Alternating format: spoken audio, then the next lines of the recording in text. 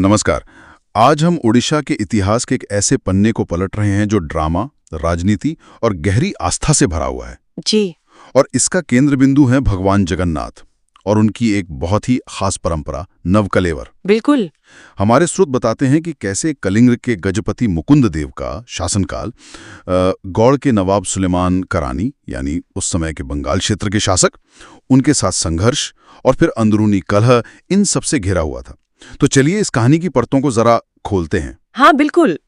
ये देखिए 16वीं सदी का वो दौर है जब बाहरी ताकतें, खासकर अफगान और फिर मुगल, वो अपना विस्तार कर रही थीं और कलिंग जैसे राज्य अपनी पहचान, अपनी स्वायत्ता बचाने की जद्दोजहद में लगे थे।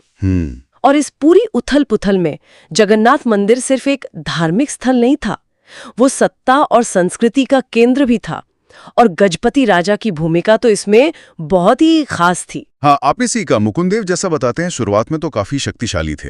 उन्होंने गौड़ के नवाब को हराया भी था, लेकिन जैसा स्रोतों में भी इशारा मिलता है, उनके सामने सिर्फ बाहरी दुश्मन नहीं थे। अंदरूनी चुनौतियां भी थीं, जैसे रघुराम नाम के सरदार या सामंतों की चुनौती। जी। और यहाँ देखिए दिलचस्प बात यह है कि गजपति को सिर्फ राजा नहीं माना जाता था, उन्हें जगन्नाथ का प्रथम सेवक माना जाता था। अच्छा। तो मंदिर पर या राज्य पर कोई भी हमला, वो सीधे सीधे गजपति की सत्ता और लोगों की आस्था दोनों पर चोट मानी जाती थी। मतलब ये सिर्फ राजनीतिक लड़ाई नहीं थी, ये एक तरह से अस्मिता की लड़ाई भी थी, है ना? हाँ बिल्कुल। अच्छा, कहानी में एक बड़ा नाटकीय मोड़ तब आता है जब राजीव लोचन राय का जिक्र आता है, जो बाद में काला पहाड़ के नाम से कुख्यात हुआ। जी हाँ। कहते हैं कि सुलेमान करानी की बेटी से प्रेम और फिर शायद धर्म बदलने से इनकार करने पर जो अपमान हुआ, उसने उसे हिंदू धर्म और खासकर मंदिरों का कट्टर दुश्मन बना दिया। पर क्या यह सिर्फ व्यक्तिगत रंजिश थी? देखिए, ये शायद एक जटिल मिश्रण था। व्यक्तिगत अपमान हो सकता है, एक चिंगारी रही हो, लेकिन उस दौर की जो धार्मिक कट्टरता थी, जो राजनीतिक महत्वाकांक्षाएं थीं, उन्होंने इसे हवा दी। स्रोत तो रामचंद्र भंज जैसे लोगों का भी जिक्र करते हैं, जिन्होंने मुकुंद देव के खिलाफ काला पहाड़ से हाथ मिला लिया था। ये दिखाता है कि कैसे निजी स्वार्थ और बड़ी राजनीतिक उथल-पुथल मिलकर विनाश का कारण बन सकते हैं। और काला पहाड़ का मंदिर विध्वंस, खासकर पुरी पर उसकी नजर, वो इसी विनाश का प्रतीक बन गया। और इसी पूरी उथल-पुथल और शायद जैसा आपने कहा अंदरूनी विश्वासघात के बीच युद्ध में गजपति मुकुंद देव मारे गए। ये कलिंग के लिए एक बहुत बड़ा आघात था। बहुत बड़ा। और सबसे बड़ी चिंता थी जगन्नाथ, बलभद्र, सुभद्रा और सुदर्शन के विग्रहों की सुरक्षा की, जिन्हें स्रोत ब्रह्म भी कहते हैं। हाँ। मतलब वो दिव्य तत्व।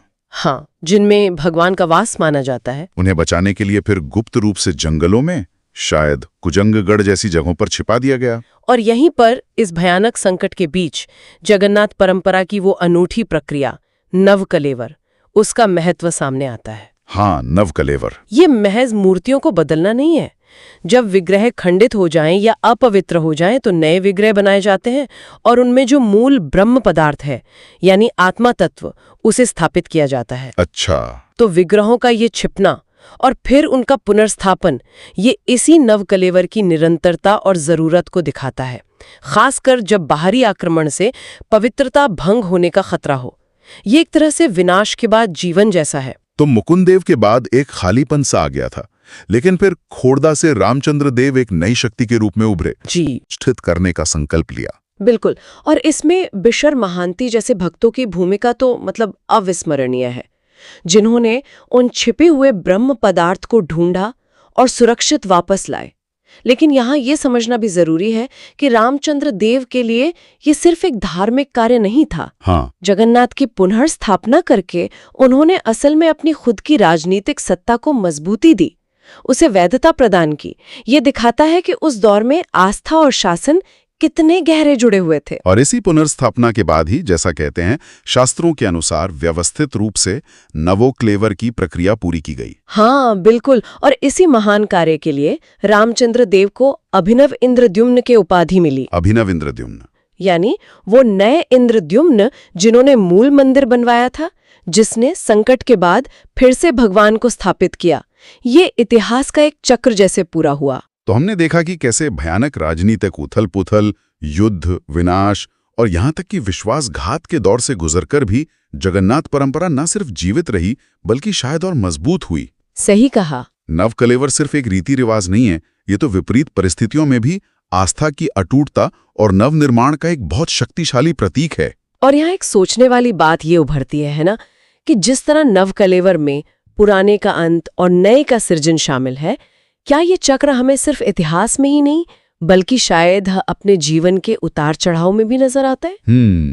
शायद हर अंत में एक नई शुरुआत छिपी होती है, ठीक वैसे ही जैसे नवकलेवर में।